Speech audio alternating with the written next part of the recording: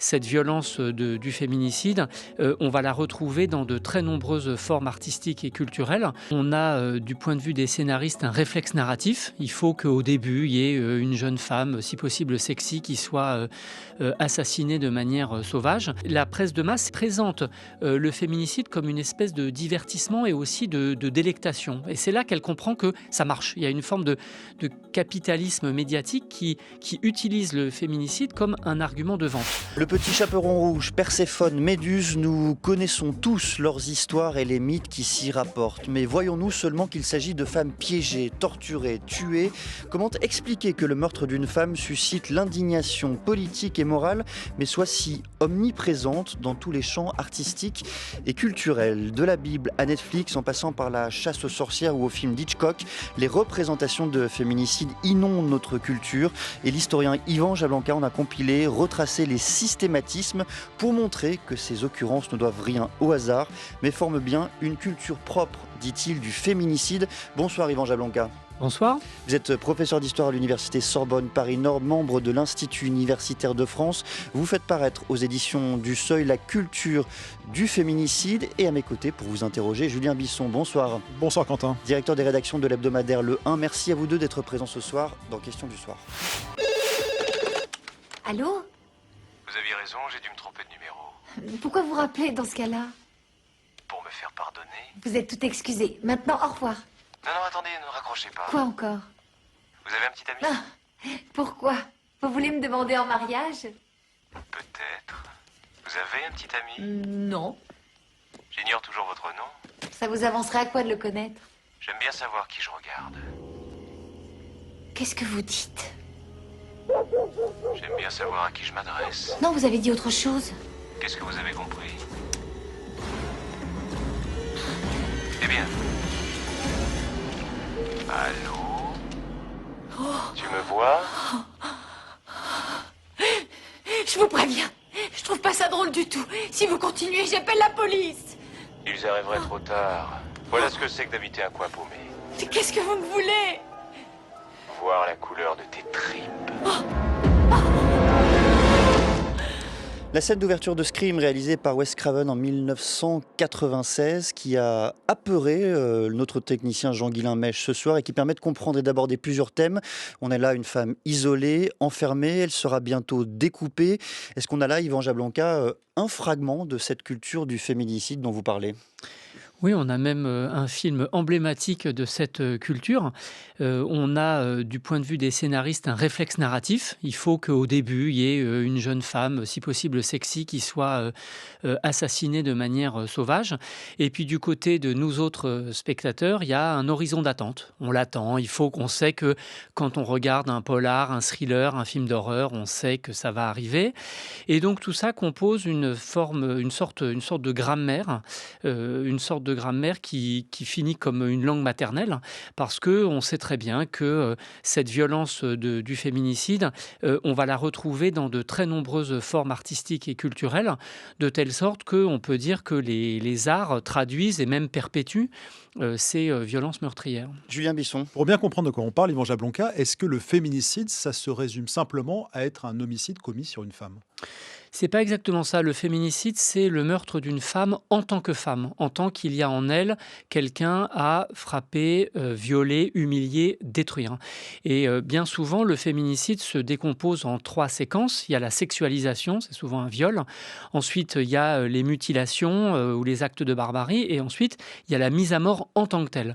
D'où ces formules un petit peu, ces scénarios qui consistent à éviscérer ou casser, briser une femme perçue comme une défunte en attente de sa mort ou carrément une automate, un robot, bref.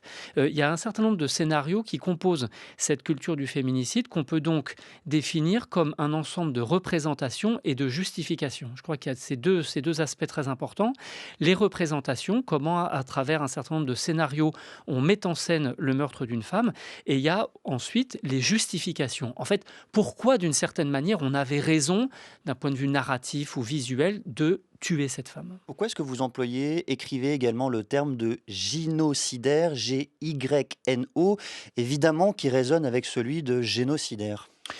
Disons qu'entre le génocide et les féminicides, il y a évidemment pas les mêmes fonctionnements, notamment dans un cas, il y a la présence de l'État et pas dans l'autre, mais je crois que ce sont des violences de masse qui créent des traumatismes collectifs. C'est-à-dire que dans les 2 cas, ce sont des choses qui nous arrivent, même si on n'est pas directement les victimes. Il suffit d'en être le témoin pour en être, d'une certaine manière, une co-victime. Le terme gynocidaire, c'est une épithète que je propose pour désigner, pour ce qui se rapporte au substantif féminicide. Mais à l'oral, je ne l'utilise pas tellement parce que justement, il y a une quasi-homophonie entre les 2 termes. Il faut le lire plutôt que l'entendre, Julien Bisson. Oui, alors la question du féminicide n'est pas nouvelle sous votre plume. Vous aviez publié Laetitia en 2016, qui racontait un livre de non-fiction sur la mort de Laetitia Perret, cette jeune fille qui avait été violée, assassinée et démembrée. Vous expliquez dans ce livre que le terme féminicide, à ce moment-là, était encore assez peu répandu en France, c'était plutôt en Amérique latine. Depuis, en moins de 10 ans, il s'est largement répandu dans la littérature des sciences sociales.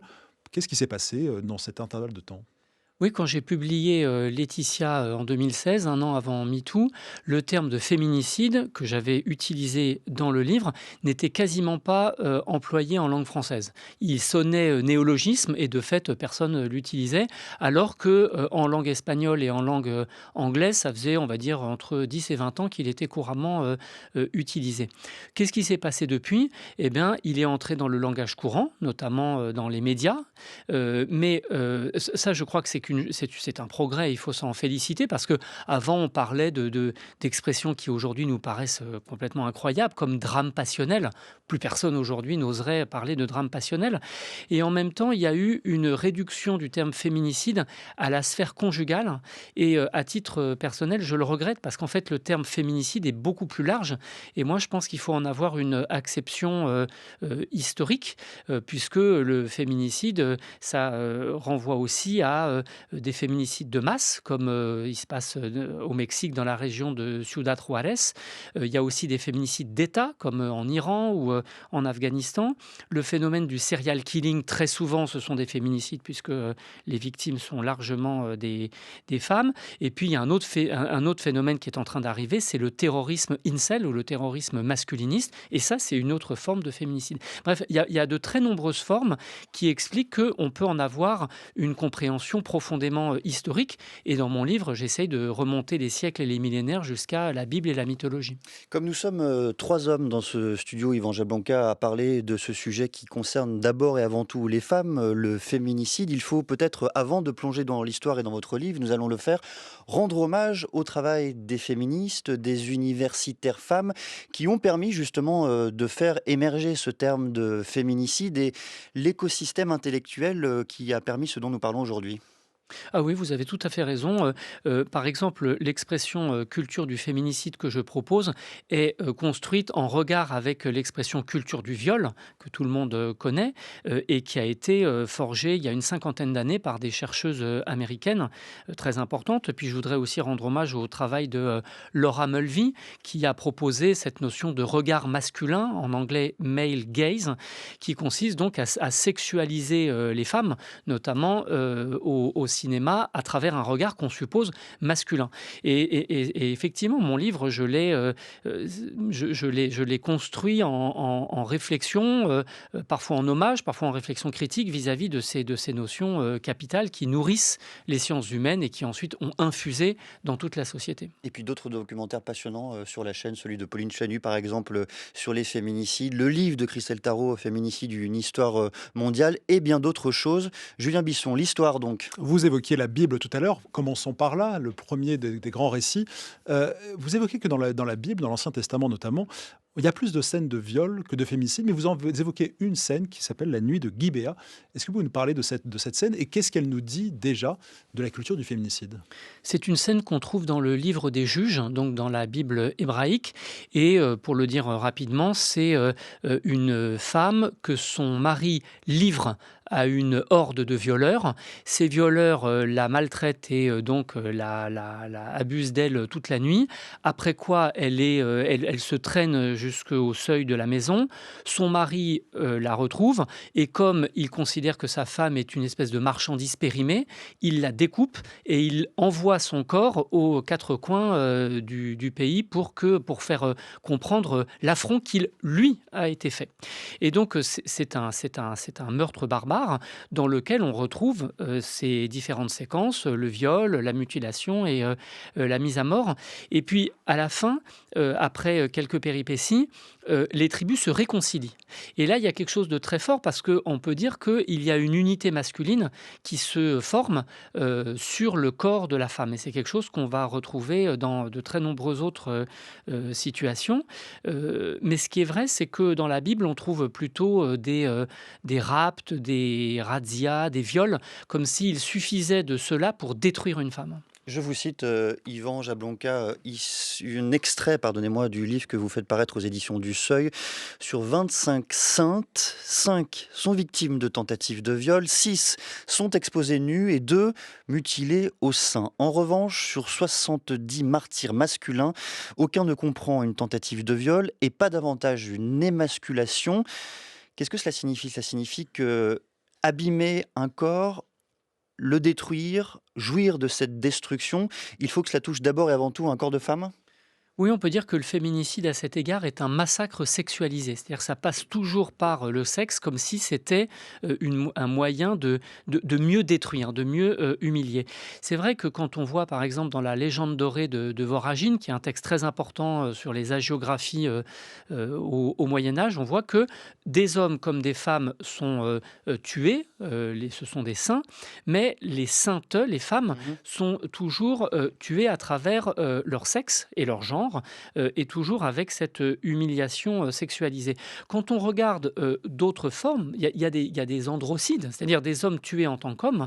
Par exemple, on pourrait dire que la crucifixion ou le martyre de Saint Jean-Baptiste sont des formes d'androcide, mais on voit que ce qui les distingue du féminicide, c'est premièrement, il n'y a pas de sexualisation, ils ne sont pas humiliés à travers leur sexe, et deuxièmement, le crime leur permet d'atteindre un degré supérieur et quasiment de les sanctifier ou de les diviniser.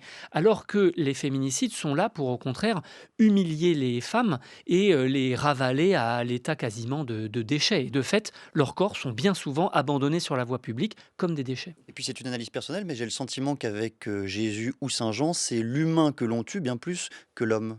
Julien Bisson. Oui.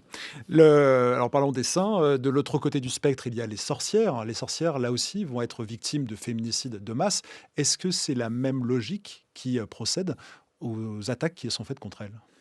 La chasse aux sorcières commence en Occident à peu près au début du XVe siècle et puis ça ira jusqu'au milieu du XVIIe siècle. Donc c'est vraiment une partie très importante de notre histoire. Et il ne faut pas oublier que bien sûr, il y a eu des sorciers. Des sorciers ont été mis à mort. Mais si l'on observe les statistiques, on voit que ce sont beaucoup plus des femmes. Et parfois c'est 70-80% des sorcières, enfin des victimes qui sont des sorcières. Et puis on voit aussi que dans un certain nombre de textes comme le marteau des sorcières qui paraît à la fin du XVe siècle, il y a une misogynie fanatique. On voit bien que c'est une des principales justifications, détruire dans la sorcière la femme.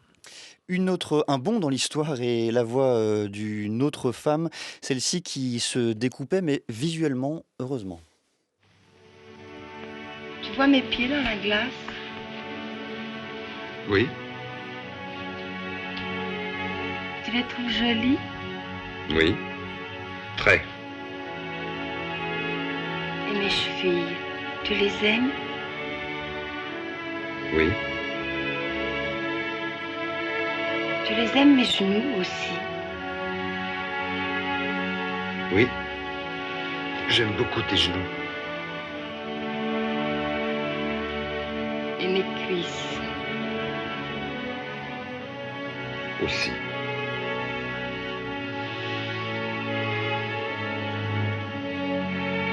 Tu vois mon derrière dans la glace? Oui, Un extrait du Mépris de Jean-Luc Godard, sorti en 1963, et la voix de Brigitte Bardot. C'est aussi peut-être un élément important de cette culture du féminicide. Les femmes sont abordées, approchées par des parties de leur corps qui retirent souvent leur visage et donc leur personnalité, et là aussi qui les décharment de leur humanité. Oui, alors là, on est dans l'exemple même de ce que Laura Mulvey appelle le male gaze, c'est-à-dire le regard qui sexualise. Et on peut ajouter à cela que c'est un regard qui permet de présenter des femmes à la découpe.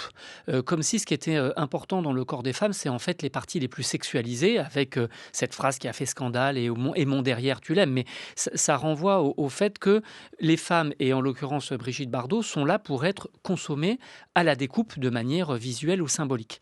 Cependant, là où le cinéma est vraiment féminicidaire, c'est moins dans la nouvelle vague que dans les maîtres expressionnistes des Godard et des Truffaut, c'est-à-dire Fritz Lang, Hitchcock, qui eux alors sont véritablement fascinés par les meurtres de jeunes femmes.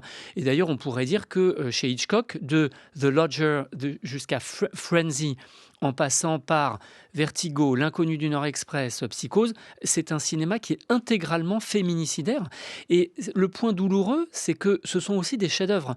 Mais ce sont des chefs-d'œuvre qu'on doit voir et revoir précisément pour comprendre en quoi ils véhiculent un certain regard, et en l'occurrence, cette culture du féminicide. Et à propos de ces femmes que l'on approche à la découpe, justement, je recommande la lecture de cet ouvrage passionnant intitulé La politique sexuelle de la viande, qui est signé de l'intellectuelle américaine Carol G. Adams, qui en fait un point central également de sa réflexion sur le sujet. Julien Bisson. Vous évoquez avec Hitchcock, Fritz Lang et d'autres la question du féminicide comme divertissement. À quel moment est-ce que justement ces féminicides deviennent un divertissement? On pense à Jack l'Éventreur au 19e siècle qui va nourrir beaucoup du roman policier. Comment est-ce que ça se structure? Le féminicide devient un divertissement de masse à partir du moment où il y a une culture, qu'on appelle aussi la culture de masse, qui se déploie au début du 19e siècle. La presse de masse fait immédiatement une très forte consommation des faits divers et bientôt des serial killers.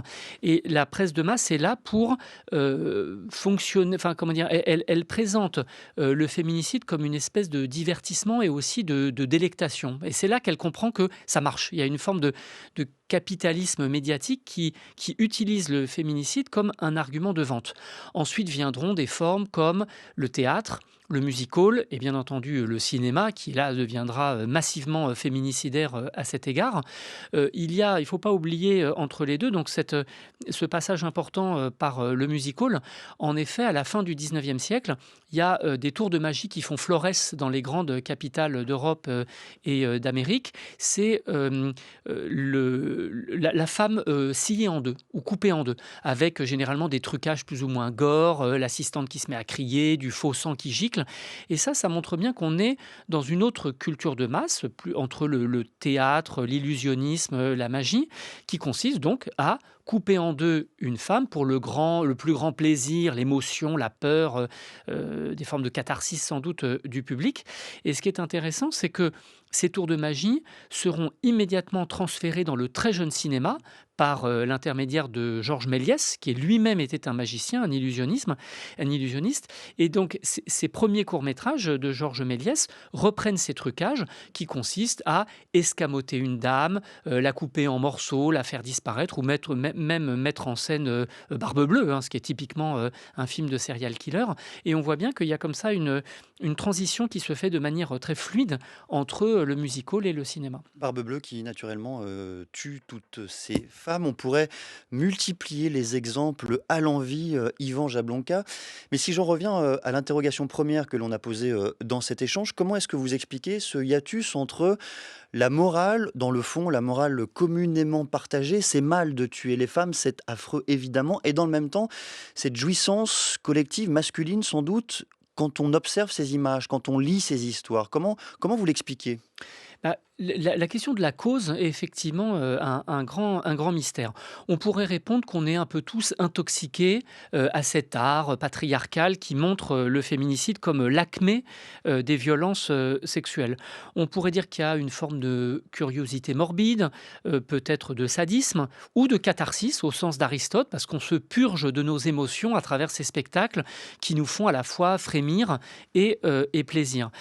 Mais je dois ajouter que depuis au moins le 19e siècle, les femmes sont aussi des grandes consommatrices de cette culture du féminicide.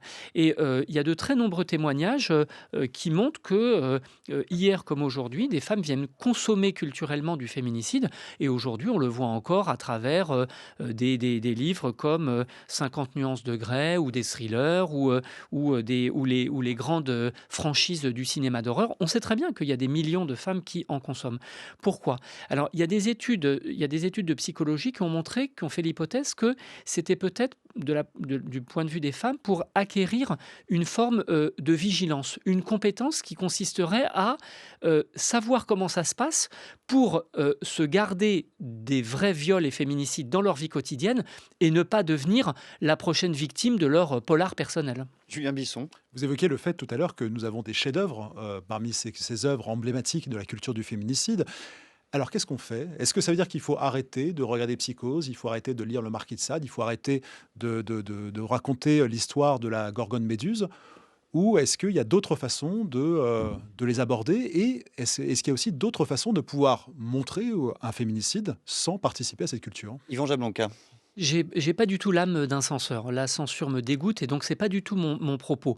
Il faut revoir les Fritz Lang, les Hitchcock, Picasso, Otto Dix et tous les expressionnistes allemands qui ont fait donc du féminicide un de leurs points d'entrée dans l'art.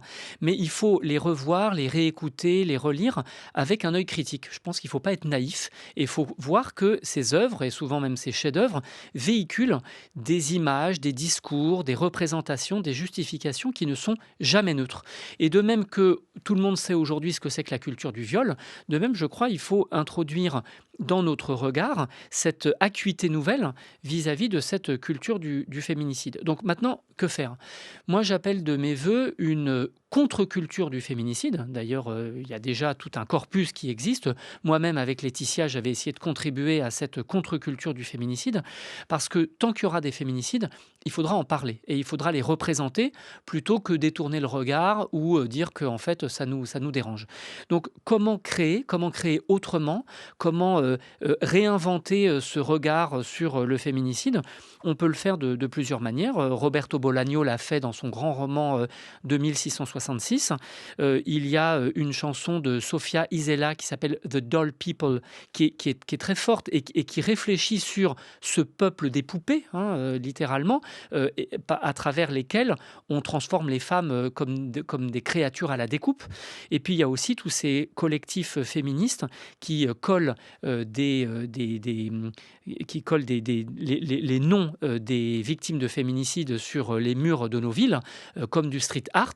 Et ça, je trouve que c'est une forme très intéressante parce que ça associe la créativité, le militantisme, de telle sorte qu'on soit toujours, vis-à-vis des féminicides, à la fois révolté et inconsolable. La voix de la chercheuse Christelle Tarot, qui était l'invitée de France Culture en janvier 2024, et elle évoque ce concept qu'elle a participé à forger, le continuum féminicidaire.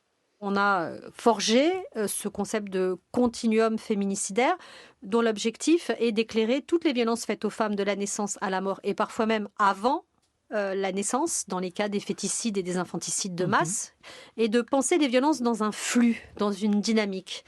C'est-à-dire de comprendre que le crime n'est jamais spontané. Le féminicide n'est jamais spontané comme le génocide. C'est toujours des choses qui sont préparées de longue date. Et donc, cette préparation, elle est le produit, en fait, d'une sorte d'idée qui consisterait à penser qu'il y a des violences acceptables et acceptées et des violences inacceptables.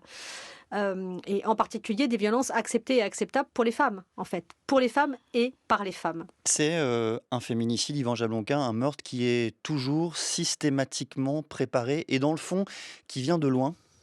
J'ai essayé de montrer que cette culture du féminicide, effectivement, traverse les siècles et les millénaires à travers des scénarios, des préjugés, des représentations, des justifications qui sont d'une cohérence stupéfiante. C'est-à-dire que d'année en année, de siècle en siècle, on retrouve les mêmes images, les mêmes discours, et c'est pour ça que j'ai essayé de mettre des illustrations très nombreuses dans mon livre pour montrer que cette grammaire est aussi visuelle, iconographique, et que c'est quelque chose à laquelle on finit par être accoutumé, habitué, de telle sorte que ça provoque, je crois, une tolérance diffuse.